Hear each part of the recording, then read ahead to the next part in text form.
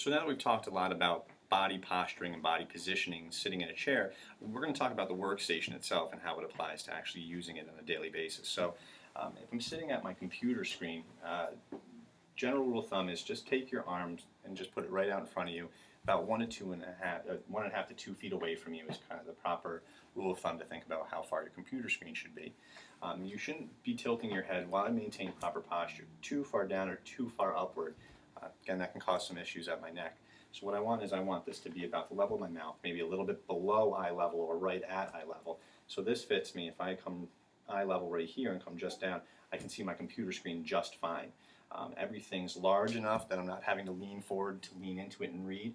I'm not squinting, so that's another thing to think about if you have to wear glasses or contacts and you're having a hard time seeing the screen. You may want to go back to your primary care physician or an eye doctor to talk about that. So now that we're talking about proper positioning of where the computer screen itself should be, let's talk about some of the ancillary things that we use on a frequent basis. Our keyboard. When we're using a keyboard, we want to be able to, again, maintain proper upright posture while I can see the screen well.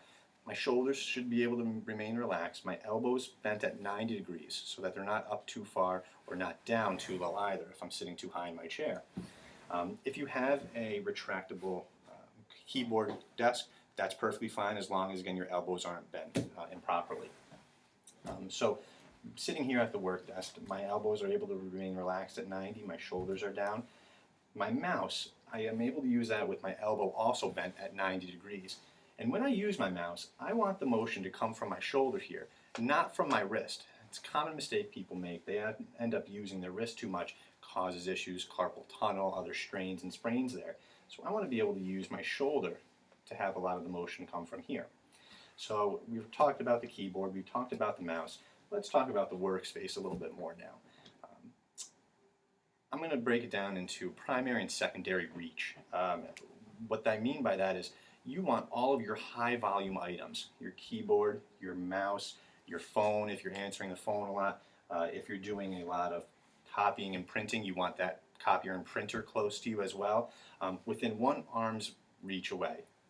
So what I'm going to do is I'm going to demonstrate, if the phone rings, for example, I can still maintain my proper posture and reach the phone without having to reach excessively and lean my trunk and spine. So that's the first thing you want to think about, is maintaining proper posture here and having all those items that you use frequently, pens, your phone, a stapler, a printer, any tape, anything like that that you might use. I don't use the credit card machine so frequently, so right now that's sitting right here, and that I have to reach. Now, instead of reaching, I've also bought a chair that I can roll. So ideally we would roll our chair over and then swipe accordingly, and then it's within one arm's length away right there, so I can still maintain my proper posture. So that covers pretty much everything right there. We've talked a lot about our proper posture in the spine, our hips, our knees, proper positioning while we're sitting in the chair in our workspace environment. I hope you find this helpful. My partner Andrew Gattano and I at Capillary Physical Therapy and Wellness, thank you for watching. We hope this is helpful, and we ask that you check out our blog, check out our website, and offer some suggestions on things that you'd like to see in the future. Thank you very much.